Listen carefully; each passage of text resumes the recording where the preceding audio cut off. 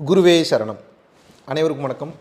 ஏழரை நாட்டு சனி அப்படின்னோடனே எல்லாருமே ஒரு பெரிய பய உணர்வை மக்களிடத்தில் பார்க்க முடிகிறது. காரணம், ஏழரை நாட்டு சனி, சனி பகவானாலே தண்டிக்கக்கூடியவர், பிரச்சனை பண்ணுவார், ஏதாவது உடம்புக்கு பிரச்சனை கொடுத்துருவார், ஏதாவது மனதுக்கு பிரச்சனை கொடுத்துருவார், நம்மளை தண்டிச்சிருவார், நமது சொத்தை அழிச்சிருவார், அப்படிலாம் நிறைய தவறான புரிதல்கள் இருக்கிறது. அதெல்லாம் நமக்கு அவசியம் இல்லாத ஒன்று. உண்மையாகவே சனி பகவான் என்றால் யார் என்று கேட்டீர்கள் என்றால், அவர் ஒரு நீதிமான், நீதி அரசர். நாம் செய்த செயல்களுக்கு உண்டான விளைவை தரக்கூடிய ஒரு பகவான். யாருன்னு பார்த்தீங்கன்னா சனி பகவான். இப்போ நான் சனி பகவான் சொன்னோன்னே உங்களுக்கு என்ன விஷுவல் ஆகும் அப்படின்னா, ஒரு ஹியூமன் உருவத்தில் யாராவது ஒருத்தர் கிரீடம் மாதிரி மாட்டிக்கிட்டு கொஞ்சம் கருப்பு ரூபத்தில், கண்ணு கொஞ்சம் பவர்ஃபுல்லாக, கையில் ஏதாவது ஆயுதத்தோட ஒரு காக்கா மேலே ஒருத்தர் உட்கார்ந்துட்டு இருப்பாருன்னு நினைக்கிறீங்க. அது அப்படி அல்ல. ஸோ ஒவ்வொன்றும் ஒவ்வொரு தத்துவம், ஒவ்வொன்றும் ஒரு வேலையை இந்த பிரபஞ்சத்தில் பார்த்துட்ருக்கு. அந்த பிரபஞ்சத்தில் ஒரு வேலையை பார்த்துட்ருக்குன்றதை ஒருத்தன் கண்டுபிடிச்சிட்டான் சித்தன்.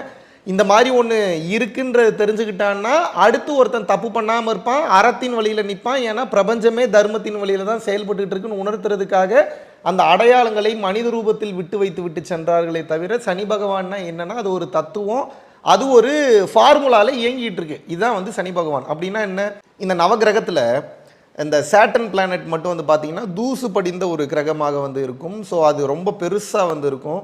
அதை சுற்றி ஒரு பெரிய வளையம் இருக்கும். அது முழுக்க அந்த தூசுக்களால் ஆன அந்த ஒரு சுற்று வளையமாக இருக்கிறது. ஸோ கிட்டத்தட்ட இந்த சனி பகவானுடைய ஆட்சி பெற்றவங்களை பார்த்தீங்கன்னாவே இந்த ரிசம்பிளன்ஸ் இருக்கும். இருக்கக்கூடிய இடத்தை பார்த்தீங்கன்னா அவ்வளோ சுத்தமாக வச்சுக்க மாட்டாங்க, தூசு படிந்த இடங்களில் தான் இருப்பாங்க.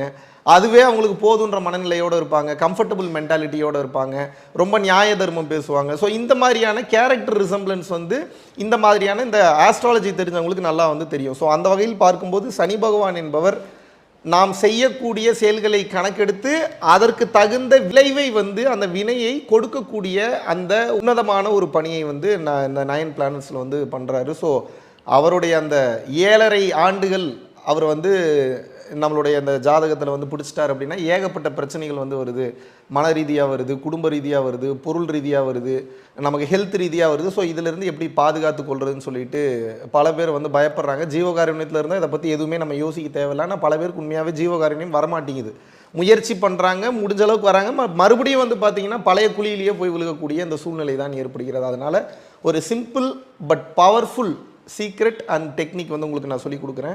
நல்லா புரிஞ்சுக்கோங்க. சனி பகவான் எப்படி இந்த 7.5 வருஷம் உங்களை ஆட்கொள்வார்னா, மன ரீதியாக விளைவை கொடுப்பார், உடல் ரீதியாக விளைவை கொடுப்பார், ஆன்ம ரீதியாக விளைவை கொடுப்பார். நல்லது பண்ணிங்கன்னா நல்ல விளைவை கொடுப்பார் உடலில், மனசில், ஆன்மாவில். கெட்டது பண்ணியிருந்தீங்கன்னா கெட்ட விளைவை கொடுப்பார் உடல், மனம், ஆன்மாவில். சரி, ஓகே, இப்போ நான் தெரியாமல் பண்ணிட்டேன், இதை நான் எப்படி தப்பிச்சுக்கிறது அப்படின்னா, அதற்கு தான் நமது சித்தர்கள் மிக அற்புதமாக 2.5 வருஷம், முதல்ல 2.5 வருஷம், அப்புறம் 2.5 வருஷம், அப்புறம் 2.5 வருஷம், 7.5 வருஷம் பிடிப்பார். இந்த 7.5 வருஷம் ஒவ்வொரு விதமான பாதிப்புகளை இந்த 3 இதுலையும் மாற்றி கொடுக்கிறார். ஸோ இதிலிருந்து எப்படி பாதுகாத்துக்கலாம் அப்படின்னா நல்லா புரிஞ்சுக்கோங்க. உங்களுக்கு வலி வேதனையை உண்டாக்கினால் உங்களுக்கு அந்த ரியலைசேஷன் வரும். அதனால தான் அந்த வலியையும் வேதனையும் கொடுக்குறாங்க. அப்போது வலியையும் வேதனையும் உங்களுக்கு உண்டாக்கணும்னா எப்படி உண்டாக்க முடியும் தான் கேள்வி. இது ஒரு பெரிய யோகிக் சீக்ரெட். இது பெரிய ஞான ரகசியம். அவ்வளோ சீக்கிரம் வெளியில் சொல்ல மாட்டாங்க.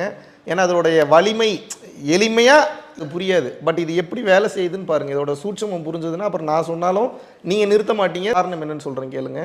ஸோ அந்த வலி வேதனையை கொடுக்கணும்னா நரம்புகளில் தான் கொடுப்பார். ஏதாவது கால் ரீதியாக பிரச்சனையை கொடுக்கணும்னா நரம்புகளில் தான் பிரச்சனை வரும். எலும்புகளில் ஒருபோதும் பிரச்சனை வராது. எலும்பு அவ்வளோ சீக்கிரம் உடையுமா? எலும்பு எரித்தாலே எரிய மாட்டேங்குது. எல்லாம் எலும்பு தேய்மானம் ஆயிடுச்சுன்றீங்க. எலும்பு எப்படி தேய்மானம் ஆகும்?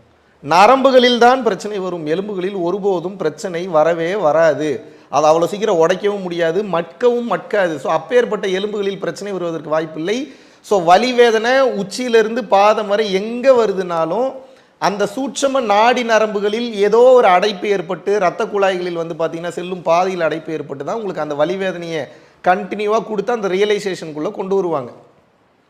அப்போ என்னன்னா, இதுக்கு பெரிய சீக்ரெட் என்னன்னா, சனி பகவான் பார்த்து பயப்படக்கூடிய இன்னொரு பொருள், ஒரு ஆயுதம் என்னன்னா எண்ணெய். அது என்னப்பா எண்ணெய் அப்படின்னா, இப்போ சனி பகவான் எண்ணெயை பார்த்தா பயப்படுவாரான்னு கேட்டால் அது அப்படி இல்லை. நல்லா புரிஞ்சுக்குங்க. சனி என்கின்றது ஒரு தத்துவம். அந்த தத்துவம் என்ன பண்ணுது, அது ஒரு சிஸ்டமேட்டிக்காக செயல்பட்டுக்கிட்டு இருக்கு. என்ன செயல் செய்கிறோமோ அந்த செயலுக்கு தகுந்த விளைவை கொடுக்க வேண்டும் என்று.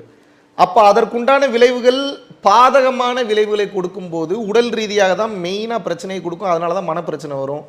ஆன்ம ரீதியான வந்து பிரச்சனைகள் வந்து வரும். ஸோ உடல் மனம் ஆன்ம ரீதியான பிரச்சனைகள் தவிர்க்கிறதுக்காக வாரம் 2 முறை பெண்கள் வந்து வெள்ளி மற்றும் செவ்வாய், ஆண்கள் புதன் மற்றும் சனி 2 நாட்கள் கம்பல்சரி. 2 நாட்கள் முடியலனாலும் ஒரு நாளாவது கம்பல்சரி உச்சந்தலையில் உள்ளங்கால் வரைக்கும் வந்து பார்த்தீங்கன்னா நல்லெண்ணெய் தேய்த்து வெயிலில் கொஞ்ச நேரம் நின்றுட்டு நீங்கள் வந்து குளிச்சிட்டிங்கன்னா உடல் ரீதியான பிரச்சனைகள் வராது. எண்ணெயை பார்த்தா சனி பகவான் பாதிப்பை கொடுக்க மாட்டார்.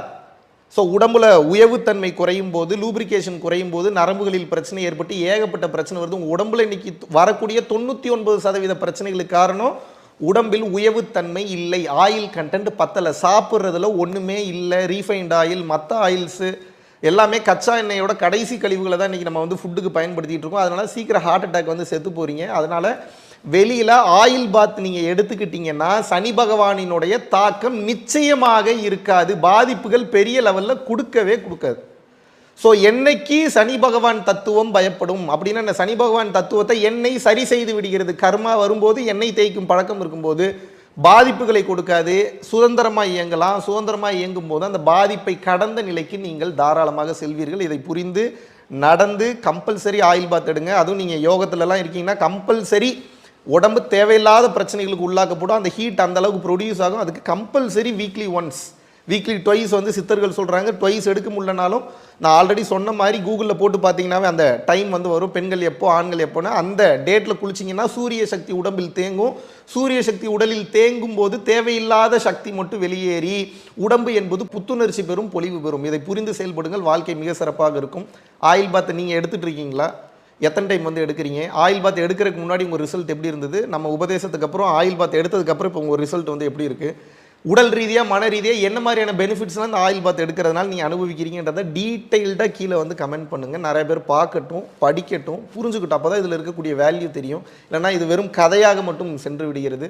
வேறு ஏதாவது டாபிக் பேசணுன்னாலும் அதையும் கீழே வந்து கமெண்ட் பண்ணுங்கள். இந்த வீடியோ பிடிச்சிருந்தா லைக் பண்ணுங்கள். வாய்ப்பு இருக்கும்போது நிச்சயமாக வந்து பேசுகிறேன். நன்றி, வணக்கம்.